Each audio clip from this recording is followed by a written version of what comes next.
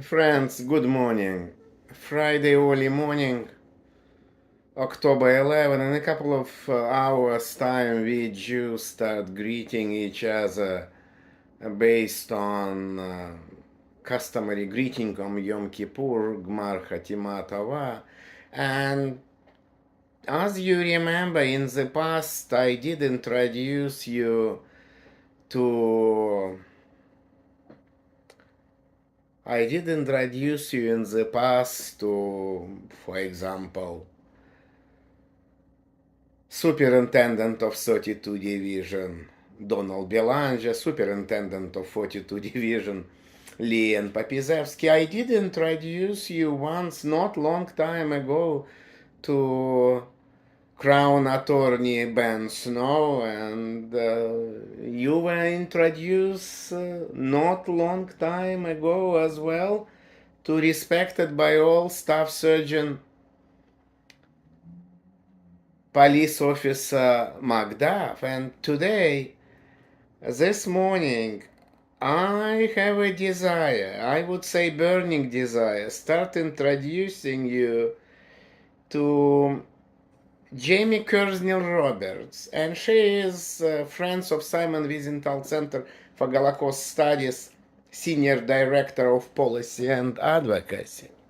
And as probably you did notice a couple of days ago, article was published at Ottawa Citizen, and it was in regards to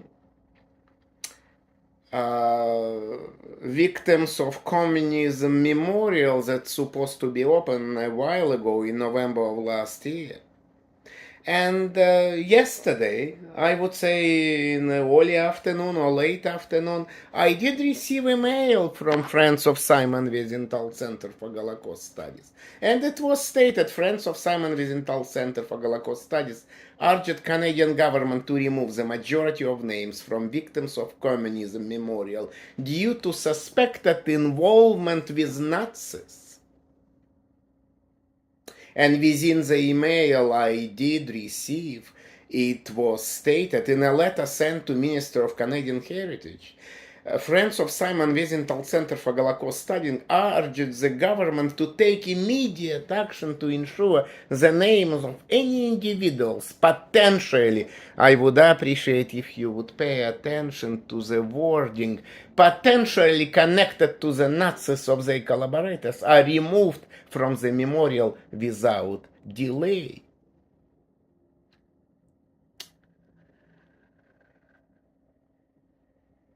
So this particular short message of mine would be addressed to Jamie Kersnell Roberts, Senior Director of Policy and Advocacy. And she has been tirelessly working for years and years to ensure that at least those that did arrive to this Canadian land once, following some adjustment being made to the existing at that time immigration laws, and as many of you know, in 1952, thousands and thousands and thousands fascists, Nazis, Nazi collaborators that were residing for years in one or another DP camp in Germany, Italy, and Austria did arrive to Canada and settle within this land. And this, respected by all professional, she has been working tirelessly to ensure that at least those that did arrive in 1952, whatever, 1953, 54, 55, at least won't be honored today, tomorrow, day after by the Canadian government. Won't be awarded at one time or another titles of Canadian heroes. So, Jamie, at some point in a couple of hours' time, I believe it would be before 8 a.m., I did compose relatively short email and it would be submitted, and this particular video would be incorporated as well. I won't be repeating myself within the email. I will be composing at some point around 7, 8 a.m. I won't have time simply to proceed composing message earlier. And again, I won't be repeating myself within the email you will be receiving. So I would appreciate if not only email would be reviewed by you, but this video I would appreciate it would be short one. I would really appreciate if you would invest a couple of minutes on your time and view it as well. So just a couple of words. And most likely, I did not contact you in the past, but I have been trying to arrange an appointment with your boss. Let's call him boss. Mr. Levitt. And several times I did not just call trying to arrange an appointment to bring to his attention the ongoing bizarre and tragic, hilarious, bizarre and tragic ongoing ordeal involving Toronto-based Nazi, the fake Jew. But we are not going to discuss Jewishness of this, pseudo-Jewishness of this gentleman. Not within this message of mine, not within email I will start composing in a couple of hours' time. We will be addressing just briefly only Mr. Armin Konn from 71 Rainier Square, Toronto. Nazi collaborating activities, and I won't be repeating myself. I did provide plenty of info to friends of Simon Wiesenthal Center, to your colleagues in the past, and for one reason or another, I would say, and I'm really sorry, I'm a straightforward person, but I intentionally decided to avoid start interacting with you. And I was almost positive that my tireless efforts to arrange an appointment with Mr. Levitt, our fellow Jew, to bring to his attention this ongoing ordeal, won't be successful. And I said to myself, I have been considering myself as an extremely patient person, and I started this so-called ordeal crusade for just 17 months ago in May 19 of 2023. And I still have stamina and desire to continue exposing to Canadians, 40 million Canadians, despicable, deplorable alliance of Toronto-based Nazi and the fake Jew and his Jewish religious handlers ordeal.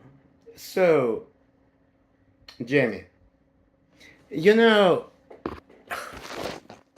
in a couple of hours' time, we Jews start greeting each other with customary greeting on Yom Kippur, Gmar CHATIMA TOVAH, and in English it means, may you be sealed in the book of life.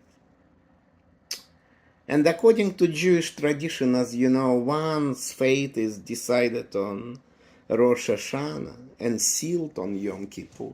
And I would appreciate if you would somehow be remembering this, that according to Jewish tradition, one's fate is decided on Rosh Hashanah and sealed on Yom Kippur. And there is a chance hundreds and hundreds Jews and otherwise elected officials, police officers, rabbis and rebbitzins that have been refusing start addressing this bizarre, hilarious, at the same time tragic ordeal for the past 17 months, will start contacting me following Yom Kippur and would say, Yuri, Ushar Rudnitsky, Korenblum, Yuri Rudnitsky, we are really, really, really sorry.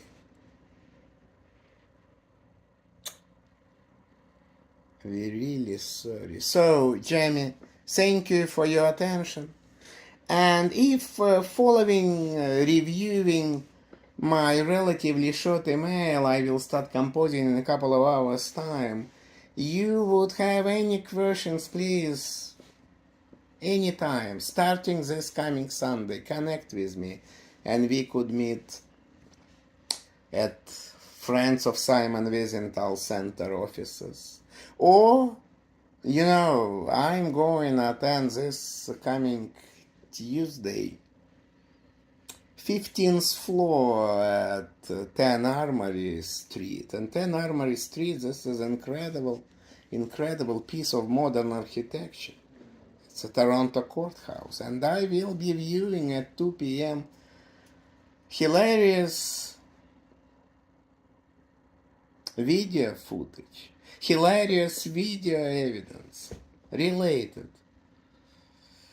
to the still ongoing prosecution of Usher Rudnitsky-Korenblum, Yuri Rudnitsky, the one who uncovered once unprecedented religious fraud of the century committed by our own fellow Jews.